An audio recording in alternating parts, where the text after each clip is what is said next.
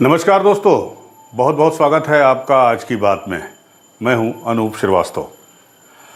दोस्तों, आज एक बड़ी ही महत्वपूर्ण बैठक दिल्ली में होने जा रही है भारतीय जनता पार्टी की। जी हां, भारतीय जनता पार्टी का शीर्ष नेतृत्व, जिसमें जेपी नड्डा, अमित शाह और प्रधानमंत्री नरेंद्र मोदी समेत संगठन के बड़े नेता के अलावा सीएम योगी आदित्यनाथ, दोनों डिप्टी सीएम ब्रजेश पाठक और केशव प्रसाद मौर्य के साथ संगठन मंत्री धर्मपाल, सारे लोग इकट्ठा हैं आज दिल्ली में। और सब्जेक्ट है यानी विषय है उत्तर प्रदेश में मंत्रिमंडल के विस्तार की, साथ ही साथ लोकसभा चुनावों की तैयारियों को लेकर। तो जहां तक उत्तर प्रदेश में मंत्रिमंडल के विस्तार की बात है, तो उत्तर प्रदेश के मंत्रिमंडल विस्तार की चर्चा पिछले कई महीनों से चल रही है। कभी हो रहा था कि सितंबर में होगी, कभी हुआ कि अक्टूबर में होगी। और ख़ासकर घोसी उपचुनाव का जब रिज़ल्ट आया उसके बाद से जो है ये चर्चा कभी तेज हुई, कभी बंद हुई। लेकिन सुभाषपा के राष्ट्रीय अध्यक्ष ओम प्रकाश राजभर ये लगातार दावा करते रहे कि जल्द ही उनको लाल बत्ती मिलने वाली है, यानी वो मंत्री बनने वाले हैं। साथ ही साथ उनका ये भी कहना था कि दारा सिंह चौहान, जो घोसी उपचुनाव में उम्मीदवार थे एनडीए के, लेकिन उन्हें 41,000 वोटों से हारना पड़ा, तो वो भी हारने के बावजूद मंत्री बनाए जाएंगे। और ये बात वो लगातार दोहराते आ रहे हैं, चाहे वो गाजीपुर गए हों तो, या बलिया गए हों तो, या लखनऊ में रहे हों तो। और ये बात उन्होंने कल भी दोहराई। आप इसका वीडियो हमारे चैनल पे देख सकते हैं। कल का वीडियो पड़ा हुआ है इनके इंटरव्यू का, जिसमें ये दावा साफ साफ कर रहे हैं कि अगले 1-2 दिन में हम बता देंगे कि शपथ ग्रहण की तारीख क्या होगी। हालांकि आज अखबारों में वो तारीख 7 नवंबर की निकली है। तो कुल मिलाकर अब लगभग ये लगता है, ये तस्वीर साफ हो चुकी है कि उत्तर प्रदेश में मंत्रिमंडल का विस्तार होने जा रहा है। लोकसभा चुनाव के मद्देनज़र, उसको देखते हुए जो सहयोगी दल है सुभाषपा और उसको जो है मंत्रिमंडल में शामिल करेंगे। और साथ ही साथ जो है वो आपके चौहान साहब, जो दारा सिंह चौहान है, हो सकता है उनको भी मंत्रिमंडल में शामिल कर लिया जाए। साथ ही साथ चुनाव की तैयारियों पर भी चर्चा होगी। और संभवतः जो छत्तीसगढ़ में स्टार प्रचारकों की लिस्ट बनी है, उसमें सीएम योगी का भी नाम शामिल है, जो अगले 1-2 दिन में छत्तीसगढ़ जाने वाले हैं चुनाव प्रचार करने के लिए। तो उस पर भी चर्चा होगी। लोकसभा चुनाव पे चर्चा तो होगी ही होगी। तो अब सवाल ये उठता है कि ओम प्रकाश राजभर का दावा क्या बिल्कुल सच है? और अभी तो यही दिखाई दे रहा है कि सच होने जा रहा है। वो मंत्री बनाए जा सकते हैं। मंत्री बनाए जाएंगे तो उनको पोर्टफोलियो कौन सा दिया जाएगा, ये भी एक सवाल है। बड़ा पोर्टफोलियो मिलता है या कोई छोटा पोर्टफोलियो मिलता है? साथी सिंह, दारा सिंह चौहान को अगर मंत्री बनाते हैं तो उनको कौन सा पोर्टफोलियो दिया जाएगा, ये भी देखने वाली बात है। अगर मंत्री बनते हैं तो निश्चित रूप से अगले 2-4 दिन अहम होने वाले हैं उत्तर प्रदेश की राजनीति से, खासकर भारतीय जनता पार्टी की राजनीति से। और आपको बता दूं कि ये बैठक जो आज हो रही है वो इतनी इम्पॉर्टेंट है कि इसके लिए उत्तर प्रदेश में बीजेपी ने जो एक अभियान शुरू किया है, एससी अभियान, जिसके तहत बैठकें आयोजित हो रही हैं पूरे उत्तर प्रदेश में। और इसकी बैठक अभी प्रयागराज में हुई थी, उसकी भी वीडियो हमारे चैनल पे पड़ी हुई थी। तो उसकी बैठक आज प्रस्तावित थी यहाँ लखनऊ में, लेकिन उसे पोस्टपोन कर दिया गया, यानी स्थगित कर दिया गया, और उसको स्थगित करके ये बैठक की जा रही है। अच्छा, आज का दिन इसलिए भी महत्वपूर्ण है कि प्रधानमंत्री नरेंद्र मोदी इस बैठक में भी भाग लेंगे, और वो छत्तीसगढ़ भी उनको जाना है चुनाव प्रचार में। तो देखना होगा, काफ़ी हेक्टिक प्रोग्राम है प्रधानमंत्री नरेंद्र मोदी का। और साथ ही साथ अगर उत्तर प्रदेश की राजनीति की बात करें तो उत्तर प्रदेश की राजनीति में कल जो मुख्य विपक्षी दल है समाजवादी पार्टी, उसके लिहाज से भी एक महत्वपूर्ण बैठक हुई। राज्य कार्यकारिणी की राष्ट्रीय बैठक हुई यहाँ पे, जिसमें 450 से ज़्यादा पार्टी के पदाधिकारियों और कार्यकर्ताओं ने हिस्सा लिया। और इस बैठक में अखिलेश यादव खुद तो मौजूद थे ही, जो राष्ट्रीय अध्यक्ष हैं। साथ ही साथ राष्ट्रीय महासचिव शिवपाल सिंह यादव और राम गोपाल यादव भी मौजूद थे। और पार्टी ने कल ये साफ कर दिया कि वो उत्तर प्रदेश में होने वाले लोकसभा चुनाव में 65 सीटों पर अपनी मजबूत दावेदारी पेश करेगी, और वो 65 सीटों पर चुनाव लड़ेगी। इससे कम पे कोई बात नहीं होगी गठबंधन से।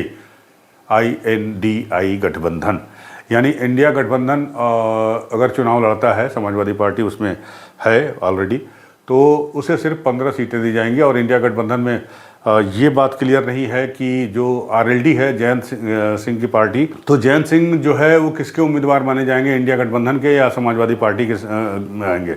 यानी जयंत की हिस्सेदारी 65 सीटों में होगी या फिर उन 15 सीटों में जो गठबंधन के लिए छोड़े जाएंगे, क्योंकि जयंत की पार्टी भी इंडिया गठबंधन की वो है, सहयोगी दल है। तो बड़ा ही दिलचस्प है। और आपको तो पता ही है कि पिछले 1-1.5 महीने से जब से अजय राय अध्यक्ष बने हैं कांग्रेस के, तो कांग्रेस के अध्यक्ष और अखिलेश यादव के बीच में जो है वाक युद्ध चल रहा है उत्तर प्रदेश में। हालांकि आलाकमान की ओर से ऐसी ताकीद भी की गई कि भाई इस तरह की बातें नहीं होनी चाहिए। बावजूद इसके मध्य प्रदेश में पिछले दिनों जो कुछ हुआ सीट शेयरिंग को लेकर, विधानसभा चुनाव को लेकर, जिस तरह से समाजवादी पार्टी को नेग्लेक्ट किया गया अखिलेश यादव के मुताबिक, तो उस हिसाब से जो है मुझे नहीं लगता है कि उत्तर प्रदेश में कोई बहुत ज़्यादा सफलता कांग्रेस को मिलेगी सीटें हथियाने में। वैसे भी कांग्रेस की ज़मीन उतनी मजबूत फिलहाल नहीं है अगर उत्तर प्रदेश की बात करें तो बहरहाल ये पॉलिटिकल खबर थी उत्तर प्रदेश से जुड़ी हुई, जिसके बारे में आपसे मैंने चर्चा की। दूसरी खबर है वो इंडिया श्रीलंका मैच की। आज इंडिया श्रीलंका मैच है और इंडिया श्रीलंका मैच मुंबई के वानखेड़े स्टेडियम में खेला जा रहा है। उसी वानखेड़े स्टेडियम में जहां पर 2011 में कप्तान महेंद्र सिंह धोनी की अगुवाई में टीम इंडिया जो है दूसरी बार एक दिवसीय विश्व कप क्रिकेट की विजेता बनी थी। और माही ने खुद श्रीलंका के बॉलर पे 6 लगा के विजयी 6 लगाया था और छक्का लगा के जीत हासिल की थी। तो एक बार फिर से ये आमने सामने है। आपको बता दूं कि विश्व कप में अब तक 9 बार भारत और श्रीलंका का मुकाबला हो चुका है, जिसमें 4 बार दोनों टीमें जीती हैं। एक का नतीजा नहीं निकला है। और उसके बाद आज ये मुलाकात हो रही है। आपको मालूम है कि श्रीलंका का फॉर्म ख़राब चल रहा है, श्रीलंका ऑलरेडी हार चुकी है। और देखना बड़ा दिलचस्प होगा कि टीम इंडिया अपने विजय रथ के अभियान को जारी रखती है या नहीं, या श्रीलंका फाइट बैक करता है। फाइट बैक करता भी है और अगर उसे मैच जीतना है तो बड़े अंतर से जीतना है, अगर उसे सेमीफाइनल की रेस में बने रहना है। तो बहुत मुश्किल टास्क है ये उसके लिए, श्रीलंका के लिए। लेकिन साथ ही साथ भारतीय टीम के परफॉर्मेंस पे भी नज़र रहेगी। खासकर एक खिलाड़ी जिसके परफॉर्मेंस पे सबकी नज़र रहेगी वो है श्रेयस अय्यर। श्रेयस अय्यर को अगर खिलाते हैं टीम 11 में, अगर जगह मिलती है तो उनके परफॉर्मेंस पे सबकी नज़र रहेगी। हालांकि बहुत सारे क्रिकेट प्रेमियों का मानना है कि श्रेयस अय्यर को बिठा के उनकी जगह ईशान किशन को मौका दिया जाना चाहिए, क्योंकि श्रेयस अय्यर का परफॉर्मेंस पिछले 4 मैचों में ठीक नहीं रहा है। इस विश्व कप में उनके नाम से सिर्फ 1 हाफ सेंचुरी है। तो बहुत ही दिलचस्प होगा देखना कि श्रेयस अय्यर टीम में बने रहते हैं कि नहीं बने रहते हैं। लोग तो सवाल भी उठा रहे हैं कि आखिर किसकी कहने पर, किसकी जोर पर जो है वो यहाँ पर बने हुए हैं, टीम इंडिया में लगातार खेल रहे हैं वो। और दूसरी परफॉर्मेंस पे नज़र रहेगी विराट कोहली के, जो पिछले मैच में 0 पर आउट हो गए थे। विराट कोहली अगर 34 रन और बना लेते हैं तो इस साल वनडे मैचों में उनके 1000 रन पूरे हो जाएंगे। तो मुकाबला दिलचस्प है। दोपहर 2 बजे से शुरू होगा। स्टार स्पोर्ट्स और डिज्नी स्टार पे होगा। आपको पता है जो टीम टॉस जीतेगी, जाहिर सी बात है वो बैटिंग करना पसंद करेगी, क्योंकि मुंबई की वानखेड़े पिच पर जो है जो पहले बैटिंग करता है उसे ज़्यादातर जीत हासिल हुई है। तो good luck to team India और उम्मीद है कि ये मैच जीत जाएगी। हालांकि बहुत से क्रिकेट प्रेमी थोड़ा सा इसको भी लेकर अपशकुन बता रहे हैं कि लगातार जीत नहीं हासिल करनी चाहिए, एक मैच में हार भी जाना चाहिए, नहीं तो हम सेमीफाइनल में दिक्कत होगी। तो ये कहने की बातें हैं। बहरहाल हमारी शुभकामनाएं टीम इंडिया को। तो ये दूसरी बड़ी खबर है आज की। और तीसरी बड़ी खबर आज की ये है, वो है अरविंद केजरीवाल की।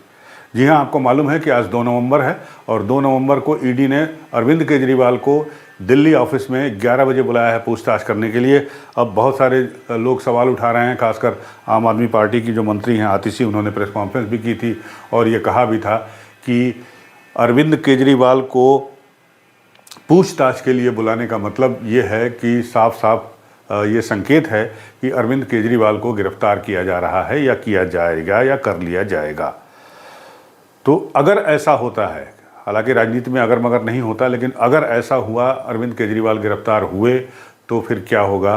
क्या जेल से चलेगी दिल्ली की सरकार? अरविंद केजरीवाल जेल से ही चलाएंगे या फिर उनकी जगह कोई कार्यवाहक मुख्यमंत्री वहाँ बनाया जाएगा? आतिशी को ये जिम्मेदारी सौंपी जाएगी? क्या होगा आम आदमी पार्टी का? आम आदमी पार्टी बनी रह पाएगी या ख़त्म हो जाएगी? जैसी कि आशंका आतिशी ने जाहिर की कि बीजेपी जो है वो तमाम अपने विरोधी पार्टियों को ख़त्म करना चाहती है। तो बहुत बड़ा सवाल है। आपको पता है इसके पहले अप्रैल में अरविंद केजरीवाल से पूछताछ हुई थी और इसी शराब घोटाले में, जिसमें अरविंद केजरीवाल के 2 बड़े दिग्गज नेता मनीष सिसोदिया और संजय सिंह इस वक्त जेल में हैं और मनीष सिसोदिया की जमानत की अर्जी भी खारिज कर दी सुप्रीम कोर्ट ने और उसके बाद संजय सिंह के रिमांड की अवधि भी बढ़ा दी गई है अगले 10 नवंबर तक। तो बड़ा ही क्रूशियल स्टेज पर है आम आदमी पार्टी की राजनीति या आम आदमी पार्टी की स्थिति आप कह सकते हैं। तो आज देखना होगा कि क्या होता है, ईडी कितनी देर पूछताछ करती है, 4-5 घंटे, 6 घंटे, 7 घंटे, 8 घंटे पूछताछ करने के बाद अरविंद केजरीवाल को घर जाने की इजाज़त मिलती है कि नहीं मिलती है, या फिर दोबारा उनको अगले 1-2 दिन में फिर से बुलाया जाता है पूछताछ करने के बाद, उसके बाद गिरफ्तार किया जाएगा। क्या होगा क्या नहीं होगा ये सब समय आने पर पता चलेगा। आप भी इंतज़ार में रहिए, हम भी इंतज़ार में रहते हैं, देखते हैं क्या होता है। लेकिन एक बात मेरे मन में उठ रही है, शायद आपके मन में भी उठी होगी, कि बहुत लोग चिल्ला रहे थे शराब घोटाले के बारे में। तो पहले पैसे को लेकर थोड़ा सा डिफरेंस था, पहले कोई कह रहा था 50 करोड़, फिर कह रहा है 100 करोड़, 80 करोड़, 150, 200 करोड़, अब जो है आया है 238 करोड़, 238 करोड़ का घपला जो 1-2 दिन पहले सुप्रीम कोर्ट में सुनवाई हुई उसमें हुई। तो सुप्रीम कोर्ट ने ज़मानत नहीं दी। तो जो लोग ईडी या सीबीआई चिल्ला रहे थे, अगर मुझे लगता है कि बिना आग के धुआं उठता नहीं, अगर धुआं नहीं देखा सुप्रीम कोर्ट ने तो फिर वो ज़मानत ज़रूर दे देता मनीष सिसोदिया को। लेकिन ज़मानत उन्हें नहीं मिली, ना ही मेडिकल ग्राउंड पे, ना ही उनकी एप्लीकेशन जो उन्होंने मूव की थी। तो कहीं ना कहीं कोई ना कोई बात ज़रूर होगी, कहीं ना कहीं कोई सबूत सुप्रीम कोर्ट ने देखा होगा, कोई ऐसा कानूनी लैकुना होगा जिसकी वजह से मनीष सिसोदिया को बेल नहीं मिली और ये केस अभी सुप्रीम कोर्ट में है। अगले 8-10 महीने में ट्रायल ख़त्म करने की बात दोनों एजेंसियों ने कही है, सीडी और सीबीआई ने। और सुप्रीम कोर्ट ने सिर्फ इतनी राहत दी मनीष सिसोदिया को कि अगर ये ट्रायल में देरी होती है तो 2-3 महीने 4 महीने के बाद आप एक बार फिर से बेल एप्लीकेशन मूव कर सकते हैं और उस वक्त वो उसकी मेरिट पे सुनवाई करेगा। तो मामला कुछ गड़बड़ तो ज़रूर है, कुछ ना कुछ तो है, दाल में कुछ काला लग रहा है। ऐसा नहीं होता तो मनीष सिसोदिया को ज़मानत मिल गई होती। काफ़ी लोग कह रहे थे, खासकर अरविंद केजरीवाल का ये लगातार कहना था, लगातार बयान उन्होंने दिया है कि वो मनीष सिसोदिया उनके बहुत ही ईमानदार और अच्छे मंत्री हैं। दिल्ली में उन्होंने स्कूलों की काया पलट कर दी है। बहरहाल क्या देखना है, देखना होगा कि ईडी की पूछताछ में आज क्या होता है, अरविंद केजरीवाल का भविष्य क्या होता है, ये आज की पूछताछ और इसके बाद वाले डेवलपमेंट पर डिपेंड करती है।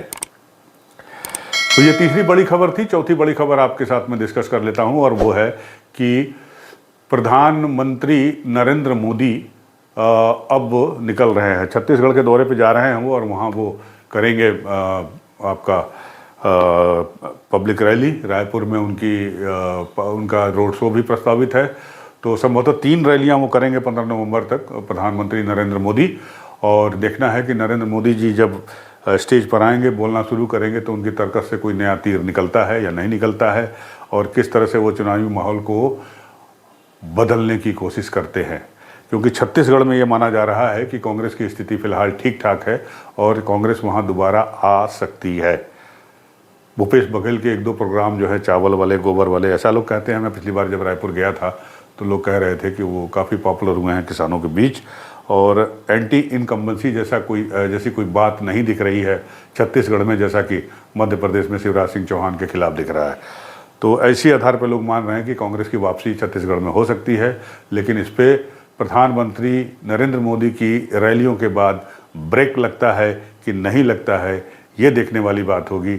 और हमें भी इंतज़ार रहेगा, आपको भी इसका इंतज़ार रहेगा, और देखते हैं कि क्या होता है, ऊँट किस करवट बदलता है, किस करवट बैठता है। तो ये है आज की कुछ बड़ी खबरें। एक खबर और थी सुप्रीम कोर्ट की, वो आप समझ चुके होंगे। सुप्रीम कोर्ट ने पूछ लिया है कि भाई वो जो इलेक्ट्रल बॉन्ड है और जिसे लोग खरीदने जाते हैं, तो बैंक को तो पता रहता है कि किसने खरीदा। बैंक जाहिर सी बात है पैन कार्ड वगैरह लेता होगा बैंक ज़रूर, और डिटेल्स के लिए। तो अगर सरकार चाहे और उसकी प्रवर्तन एजेंसियाँ चाहें तो वो पता कर सकती हैं कि भाई किस आदमी ने कितने का बॉन्ड खरीदा, किस पार्टी के लिए खरीदा। लेकिन यही सुविधा वो जो है विपक्ष को नहीं हासिल है, इसलिए ये जो है पूरी तरह से गोपनीय नहीं है। ये सुप्रीम कोर्ट ने माना है, सुप्रीम कोर्ट ने कहा है। तो बहरहाल इस पर सुनवाई जारी है। आगे क्या होता है इलेक्ट्रल बॉन्ड को लेकर, सुप्रीम कोर्ट की संविधान पीठ 5 सदस्यीय पीठ, जिसमें मुख्य न्यायाधीश DY चंद्रचूड़ भी हैं, तो इस पर सुनवाई कर रही है। तो देखते हैं इसमें क्या होता है। पूरे देश की निगाहें इस केस की ओर लगी हुई हैं। तो इस वीडियो में इतना ही। अगर आपको हमारा ये चैनल अच्छा लगता है, हमारा ये प्रोग्राम अच्छा लगता है तो हमें लाइक करिए, सब्सक्राइब करना बिल्कुल मत भूलिए। आप लोग चैनल देख लेते हैं, न्यूज़ देख लेते हैं, वीडियो देख लेते हैं, लेकिन सब्सक्राइब नहीं करते हैं, लाइक नहीं करते हैं।